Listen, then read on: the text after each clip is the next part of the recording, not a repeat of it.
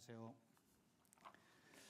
아침 6시에 집에서 아들하고 함께 교회로 나왔습니다.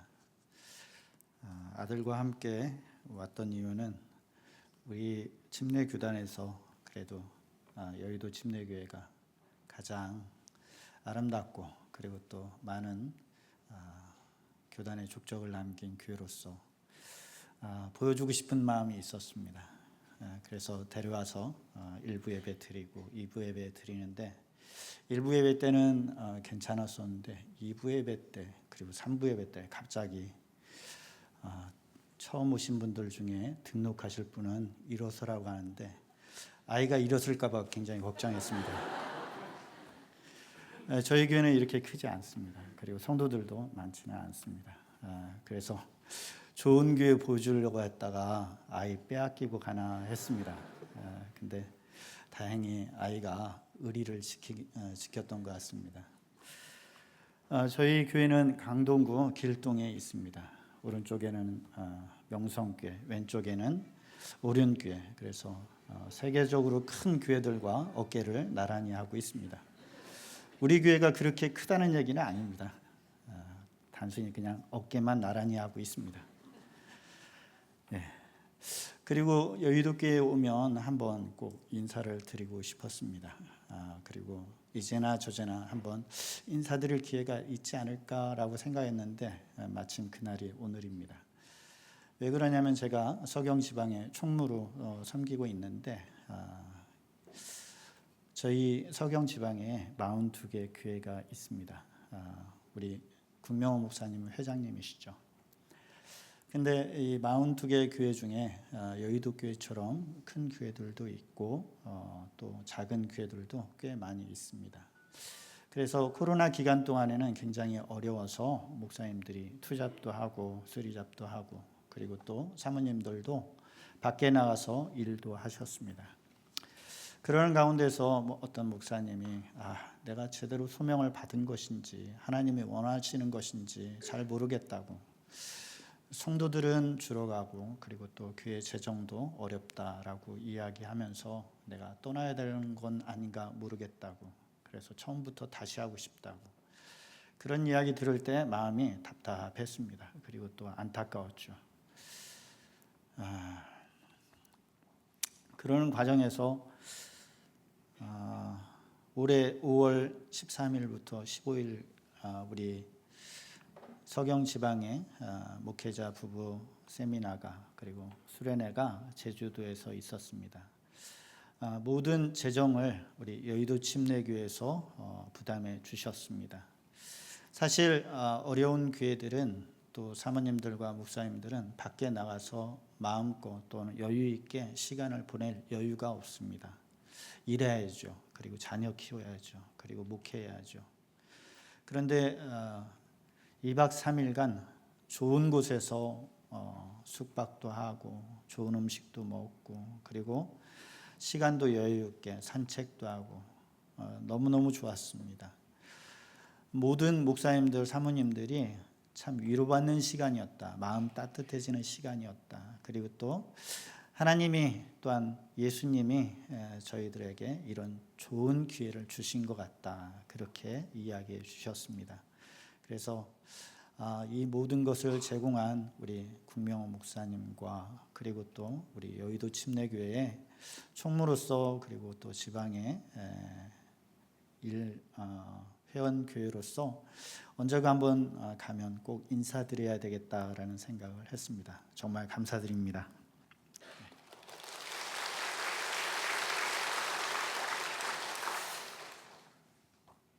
오늘 본문은 굉장히 길기도 합니다. 그리고 또 목사님이나 또 우리 성도님들이 이렇게 교독을 했는데 교독하기에는 상당히 긴 본문입니다. 사실 본문이 긴 게 낫습니다. 왜냐하면 본문이 길면 설교는 당연히 짧아지기 때문에 그렇습니다. 설교 길어봤자 아멘 안 나오죠. 그리고 설교 길으면 준비 안 하셨구나 그런 생각할 수 있습니다. 본문이 길은 만큼 그 의미도 우리가 좀 잘 새겨야 되지 않을까라는 생각이 들었습니다. 본문에 등장하는 사람은 아브라함입니다. 우리가 잘 아는 사람이죠. 아브라함. 어떤 사람은 아브라함 그러니까 성씨가 아시구나라고 생각할 수도 있는데 믿음의 조상 아브라함입니다. 이 사람은 갈대아 우르에서 태어나고 자랐습니다. 갈대아 우르는 바벨론 땅인데 그곳은 바로 아브라함의 본토 친척, 자기 고향이라는 이야기죠. 그곳에 형제들 살고 부모님도 살고 그리고 그곳에서 이웃들도 잘 살고 그곳에서 정말 남부럽지 않게 살았던 사람입니다. 그런데 어느 날 갑자기 하나님이 본토 친척 아비집을 떠나라고 창세기 12장 1절에서 4절 말씀을 하십니다. 여호와께서 아브라함에게 이르시되 너는 너의 고향과 친척과 아버지의 집을 떠나 내가 내게 보여줄 땅으로 가라. 내가 너로 큰 민족을 이루고 내게 복을 주어 내 이름을 창대하게 하리니 너는 복이 될지라. 너를 축복하는 자에게는 내가 복을 드리고 너를 저주하는 자에게는 내가 저주하리니 땅의 모든 족속이 너로 말미암아 복을 얻을 것이니라 하신지라. 이에 아브라함이 여호와의 말씀을 따라갔고 롯도 그와 함께 갔으며 아브라함이 하란을 떠날 때에 75세였더라. 75세의 나이, 적은 나이가 아니죠. 그 노구를 이끌고 하나님의 말씀 따라 길을 나섰습니다. 험한 길을 나섰는데 그의 인생이 잘 풀리면 좋겠지만 그렇게 잘 풀린 인생 같지는 않습니다.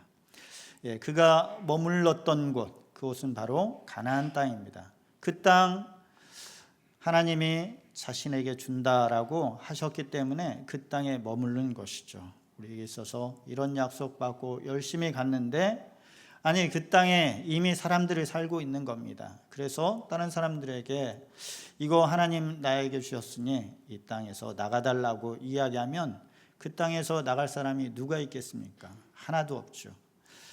말 못하고 그냥 하나님이 나에게 주셨다고만 생각하는 것이죠.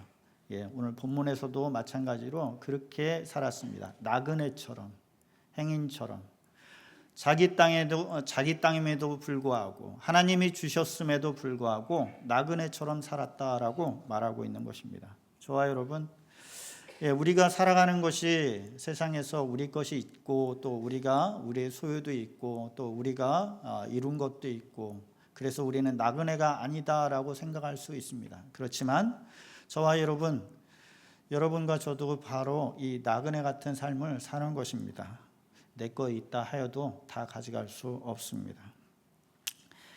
그런데 이 아브라함 믿음을 따라 살고 그리고 또 열심히 수고해서 자기 것 이뤄보겠다고 하나님 따라 살아보겠다고 해서 길을 떠난 그 아브라함이 이룬 것이 무엇입니까?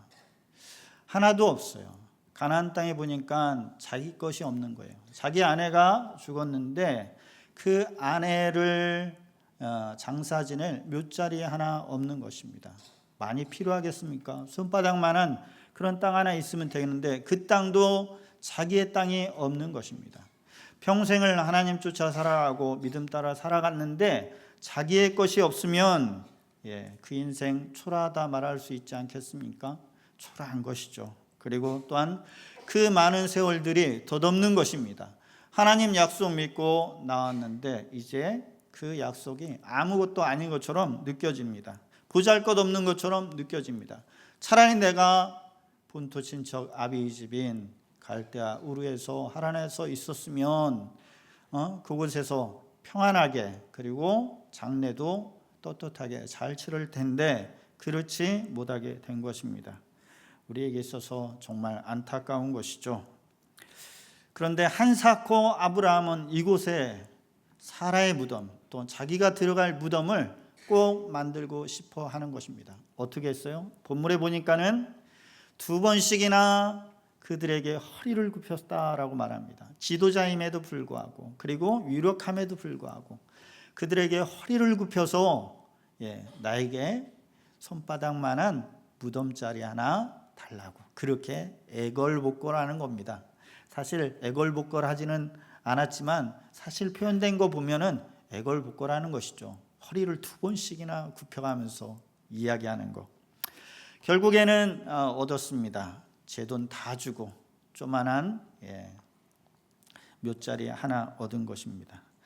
그렇게 왜 아브라함은 한사코 그곳에서 그 헤브론에서 무덤의 자리를 얻기를 원했는지 우리는 그 의미를 다시 한번 새겨보면 좋을 것 같습니다.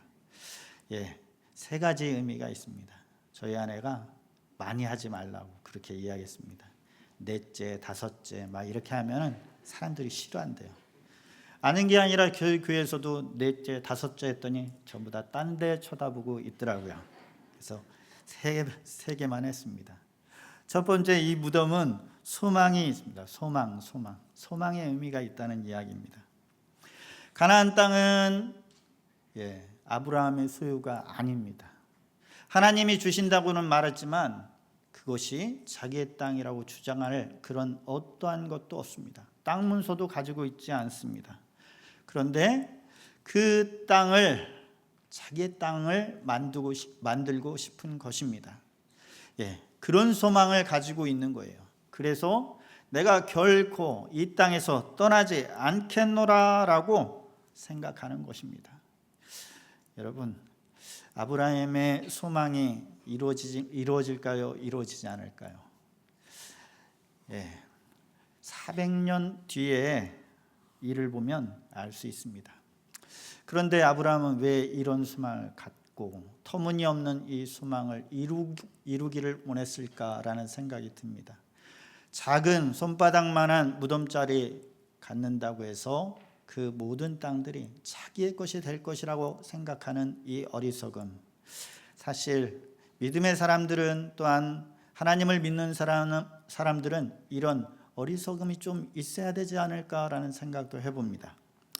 자, 여러분, 드넓은 평야가 있다고 한다면 그 평야에 작은 밀씨 하나, 보리씨 하나, 콩씨 하나 뿌리면 심으면 그 드넓은 평야가 밀밭으로 변화된다라고 생각할 수 있겠습니까? 저는 생각합니다. 제가 고등학교 2학년 때까지 아버지를 도와서 농사일을 했습니다. 그런데 농사일을 하다 보면 아주 놀라운 것 하나를 깨닫습니다. 큰 콩밭이나 큰 밀밭을 일구기 위해서 많은 씨앗이 필요하지 않다는 것을 배웁니다. 작은 씨앗만 있어도 그 넓은 밭을 다 밀밭으로 만들 수 있다는 것입니다. 아브라함은 그것을 알았던 것입니다. 그래서 작은 밀씨 같은 그 무덤자리 하나만 있어도 그 가나안 땅을 다 나의 것으로 만들 수 있을 거다라는 생각을 갖고 있었던 것이죠. 그런 소망을 마음에 품고 허리를 2번을 숙이더라도, 아니 100번을 숙이더라도 내가 그 무덤자리 하나 받아야 되겠다라고, 만들어야 되겠다라고 생각했던 것입니다.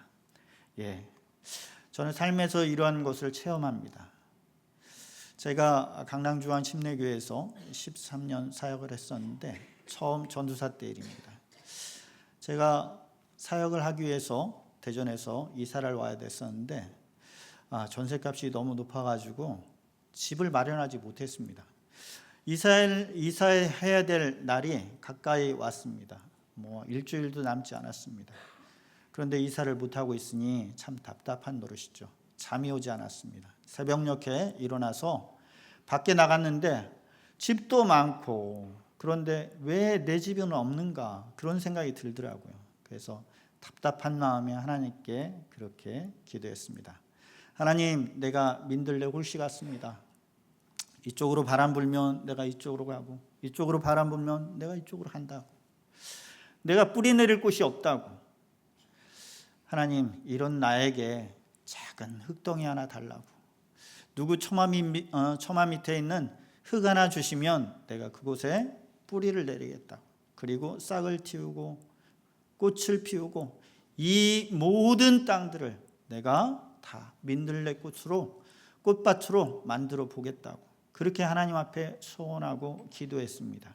하나님이 주셨을까요? 주셨으니까 있겠죠. 하나님이 작은 흙덩이 하나 주셨어요. 그래서 그곳에서 13년 동안 사역했습니다. 그때 또한 그런 마음 가졌습니다. 하나님, 내가 목사 안수 받고 딱 3년만 있었으면 좋겠습니다. 내가 10년, 20년 있어도 좋은데 딱 3년 있고 내가 민들레 월십처럼 날아갔으면 좋겠습니다. 더 있으면 내가 안주할 것 같습니다.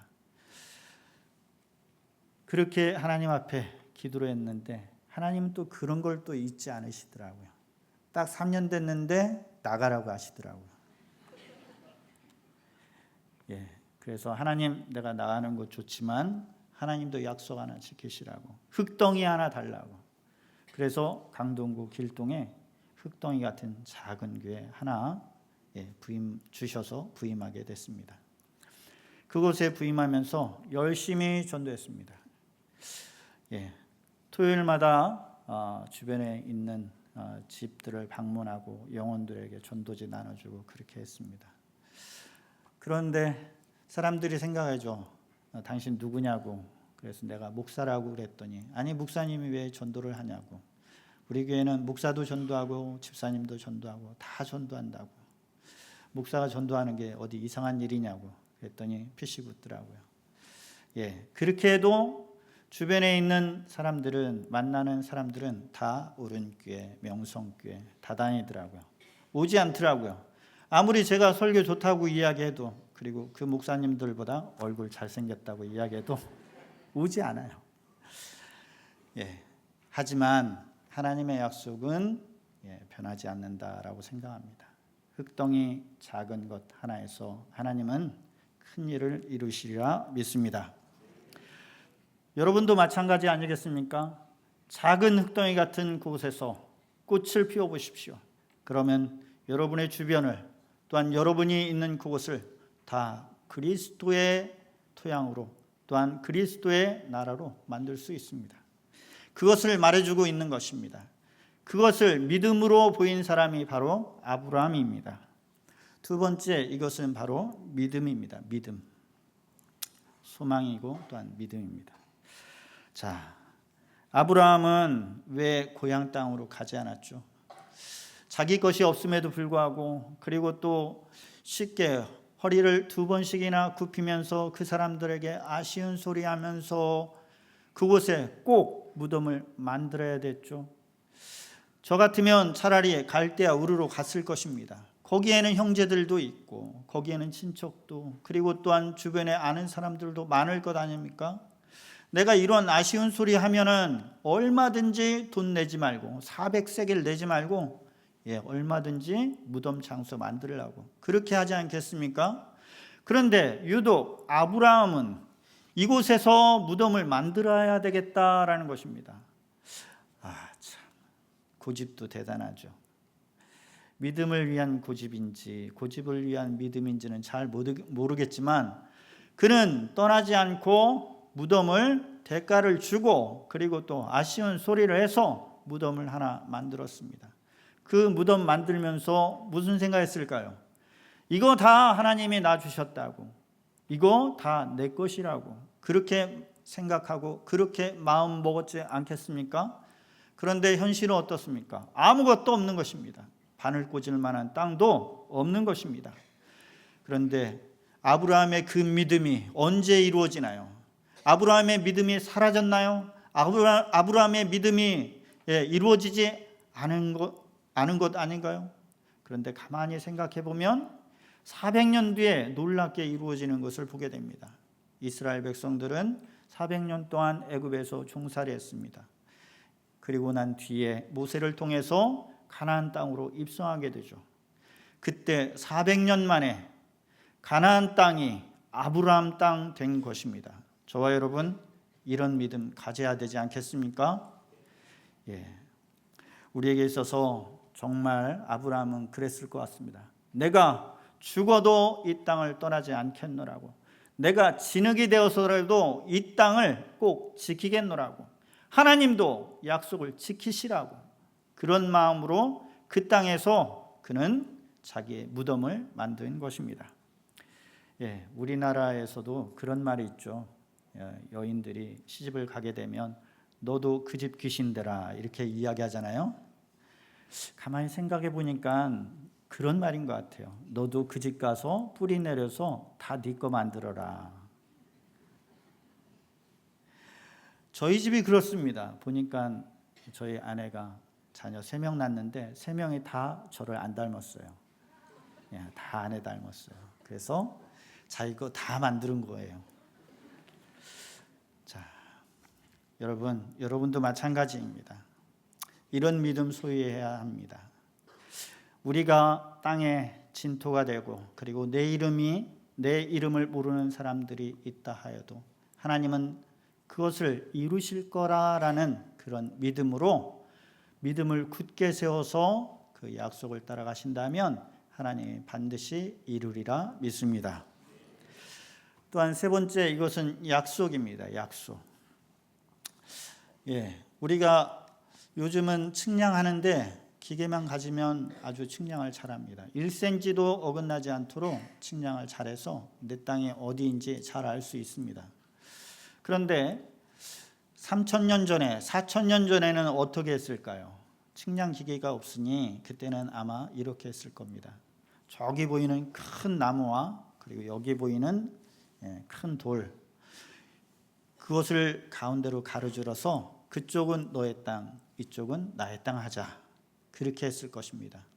그 돌을 지게석이라고 합니다. 성경에서는 지게석이 나오는데 그 지게석은 경계를 이루는 돌이다라는 말입니다. 아브라함의 무덤이 아마도 지게석일 것입니다. 아브라함의 무덤이 있는 그곳은 나의 것이다라는 것을 말하고자 하는 그런 의미가 있습니다. 하나님, 내가 죽고 난 뒤에도 이 무덤은 결코 변하지 않을 것입니다.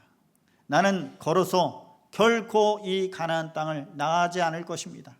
이 무덤에서 잠들 것입니다. 그런데 아시라고, 이 무덤이 있는 곳에서 하나님은 지게석을 옮기지 마시라고, 무덤 있는 곳은 다 내 것이라고 주님이 약속하지 않았느냐고 그렇게 말하는 것입니다. 창세기 13장 14절에서 18절에 보니까 하나님이 약속하셨어요. 롯이 아브라함을 떠난 후에 여호와께서 아브라함에게 이르시되 너는 눈을 들어 너 있는 곳에서 북쪽과 남쪽 그리고 동쪽과 서쪽을 바라보라. 보이는 땅을 내가 너와 내 자손에게 주리니 영원히 이르리라. 내가 내 자손이 땅이 티끌 같게 하리니 사람이 땅의 티끌을 능히 셀 수 있을진데 내 자손도 세리라. 너는 일어나 그 땅을 종과 횡으로 돌아다녀 보라. 내가 그것을 내게 주리라. 이에 아브라함이 장막을 옮겨 헤브론에 있는 마므레 상수리 수풀에 이르러 거주하며 거기서 여호와를 위하여 제단을 쌓았더라. 아브라함이 제단 쌓고 하나님 약속 있을 때 제사 드렸던 곳이 어디라고요? 헤브론, 막벨라, 아브라함 무덤 있는 곳입니다. 그러니 어떻게 하겠습니까? 이 땅 내 것이라고 못 박은 것이죠. 누구도 가질 수 없다고 하나님 약속하셨다고. 내가 살든지 죽든지 하나님은 반드시 이것을 내게 주시라고 그렇게 도장 찍고 또한 복사하고 그랬던 것입니다. 정말 맞을까요? 맞습니다. 출애굽기 2장 24, 25절에 보니까 하나님이 그들의 고통 소리를 들으시고 하나님이 아브라함과 이삭과 야곱에게 세운 그의 언약을 기억하사 하나님이 이스라엘 자손을 돌보셨고 하나님이 그들을 기억하셨더라. 언약을 기억하셨다라고, 약속을 기억했다라고. 아브라함은 사라졌습니다. 먼지가 돼도 다 날아갔을 것입니다. 그런데 하나님은 아브라함의 무덤만 보면 아브라함과 약속한 그 약속을 잊을 수 없는 겁니다. 저와 여러분, 이렇게 하나님이 또한 이렇게 아브라함이 약속한 곳이 바로 무덤입니다. 그런 의미에서 무덤은 참 귀중합니다. 그냥 무덤이 아닌 것이죠. 하나님은 무덤을 보시고 언제든지 나를 기억하시고 나와 맺은 언약을 기억하시라고, 그리고 그것을 이루시라고 그렇게 말씀하고 있는 것입니다. 오늘 말씀 듣고 우리는 생각할 것입니다. 그렇지, 이제는 무덤자리 알아보러 다녀야지. 그 말씀이 아닙니다. 무덤자리 알아보라는 말씀이 아니라 무엇을 남기느냐를 이야기하는 말씀입니다. 아브라함은 작은 무덤자리 하나 남김으로 인해서 가나안 땅이 자기 땅 되었던 것입니다. 그 무덤의 의미가 약속이고 소망이고 그리고 믿음이었던 것입니다. 우리에게 있어서 그 의미를 쉽게 이야기하고자 합니다. 어느 시골에 어리석은 농부가 살고 있었습니다. 그 농부가 사랑하는 아들이 신학교 간다고 하니 너무나 좋았습니다.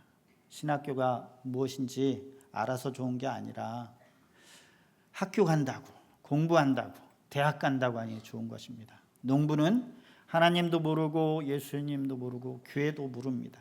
그렇지만 아들이 학교 간다고 하니 좋았던 것이죠. 처음에는 속팔았습니다. 등록금 낼 때. 그래서 우골탑 아니겠습니까? 두 번째는 어떻게 하겠습니까? 4학년 동안 매번 내야 되는데, 그 농부는 자기가 가지고 있는 텃밭을 스테이크 썰듯이 1학기, 1학년 1학기, 1학년 2학기, 아들이 학년이 올라갈수록 땅덩어리는 작아졌습니다. 아들이 졸업할 즈음에는 땅은 이미 남의 소유가 되었습니다. 참으로 어리석죠. 아들 대학을 위해서 텃밭과 바꾸었던 사람, 그 사람이 저희 아버지입니다. 저는 어디 가서나 꼭 이 이야기를 합니다. 저희 교회 교인들도 몇 번이나 들었습니다. 그것으로 우리는 한 사람의 목사가 발굴되고 또한 오늘 말씀을 듣게 되는 것입니다. 어리석은 농부가 남긴 것 참으로 값지다라고 생각합니다. 성경에는 이런 어리석은 사람 같은 그런 인생을 살아갔던 사람이 또 있습니다. 그게 바로 바울입니다. 바울은 자기 인생에 무엇을 남겨야 될지 아주 잘 알았던 사람입니다. 그 사람이 이렇게 고백합니다. 데살로니가전서 2장 19절에 우리의 소망이나 기쁨이나 자랑의 면류관이 무엇이냐? 그가 강림하실 때 우리 주 예수 앞에서 너희가 아니냐? 소망이나 기쁨이나 자랑의 면류관이, 영광의 면류관이 무엇이냐고. 데살로니가 교인들 아니겠느냐고. 바울은 머무는 곳곳마다 교회가 세워졌고 또한 믿지 않는 사람들이 믿는 사람이 되었습니다. 이방인이 하나님의 백성이 되었습니다. 나그네가 하나님의 자녀가 되었습니다. 그가 남긴 것은 저 하늘의 별처럼 아름다운 성도들이었습니다. 그는 그를 자랑하는 것입니다. 너희라고, 성도들이라고. 바울이 넉넉했을까요? 그렇지 않습니다. 그는 사역비가 부족해서 텐트를 키웠고, 그리고 또 그는 정말 어려운 가운데서도 그 사역을 멈추지 않았습니다. 자기 집도 없었습니다. 또한 자녀도 없었습니다. 그는 수고해서 일했고 또한 그가 주의 일을 위해서 자기 목숨도 아까워하지 않았습니다. 정말 우리가 무엇을 남겨야 될지, 어떻게 해야 될지 잘 보여주는 말씀입니다. 우리는 무덤자리도 남기지 못할 수 있습니다. 좋은 커리어를 남기지 못할 수도 있습니다. 우리의 소유를 남기지 못할 수도 있습니다. 그러나 꼭 남겨야 될 것은 바울과 같이 기쁨이요 면류관인 성도들을 남겨야 되지 않을까. 나를 통해서 예수 믿는 사람, 그런 사람들 한두 사람 정도는 남겨야 되지 않을까라는 생각이 듭니다. 저와 여러분 꼭 그렇게 남기는 인생 사시길 주의 이름으로 축원합니다. 오기 전에 설교 초청받고 문서 하나 받았습니다. 그곳에 성경 구절이 하나 있었습니다. 하박국 3장 2절입니다. 여호와여 주는 주의 일을 이 수년 내에 부응하게 하옵소서. 다시 부응되기를 소망하는 마음으로 우리 여의도 침례교회 성도들은 이 말씀을 마음에 품고 2024년을 비전을 가지고 살아가는 것 같습니다. 부흥을 남기는 여의도 침례교회 성도들 참으로 아름답습니다. 그리고 또한 반드시 부흥을 남기시길 주의 이름으로 축원합니다. 오늘 말씀 생각하면서 우리 함께 기도하겠습니다. 하나님, 주님 앞에 내가 무덤 하나 남기지 못하는 그런 인생 살더라도 하나님 앞에 있어서 부흥도 남기고 또한 별과 같은 성도들도 남기고 또한 하나님의 사람들도 남기는 그러한 성도 되기를 원합니다. 주님 은혜 베풀어 주시옵소서. 말씀 생각하시면서 같이 통성으로 기도하겠습니다. 하나님 아버지 감사합니다. 주님 은혜 베풀어 주옵소서. 안개와 같은 인생 살아갑니다. 하나님 해 뜨면 사라지고 또한 이슬과 같은 인생 살아갑니다. 쉬이 사라지는 인생이나 우리 하나님 앞에 있어서 소망 갖고 살아가기를 원합니다. 믿음 갖고 살아가길 원합니다. 그래서 우리 하나님 앞에 영광스러운 면류관과 같은 아름다운 족족 남길 수 있도록 은혜 베풀어 주시옵소서. 우리 여의도 침례교회 성도들과 함께 하시는 하나님, 부흥을 남기기를 원하는 저희들의 소망 가운데 은혜를 더하여 주시옵소서. 그래서 아버지 하나님, 큰 부흥의 불길이 일어나 여의도 침례교회도 부흥되고 주변에 있는 교회들도 그리고 부흥시킬 수 있도록 은혜 베풀어 주옵소서. 은혜를 더하신 우리 하나님께 감사드립니다.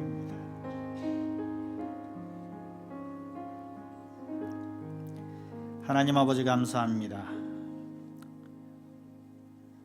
무덤 하나 남기지 못하는 인생이더라 하더라도 주님 앞에 영화로운 면류관, 기쁨의 면류관, 소망의 면류관 남길 수 있도록 은혜 베풀어 주옵소서. 감사드리며 예수님의 이름으로 기도하였사옵나이다. 아멘. 이 시간 다 함께 자리에서 일어나셔서 찬송가 490장 찬양하신 후에 한유기 목사님 나오시고 축도하심으로 예배를 마치겠습니다.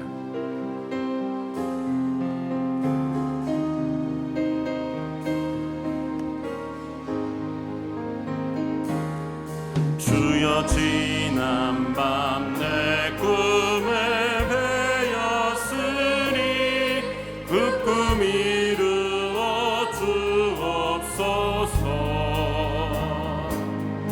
밤과 아침에 계시로 보여주사 항상 은혜를 주옵소서. 나의 놀라운 꿈 정녕 남이 끼는 장차 큰 은혜 받을 편이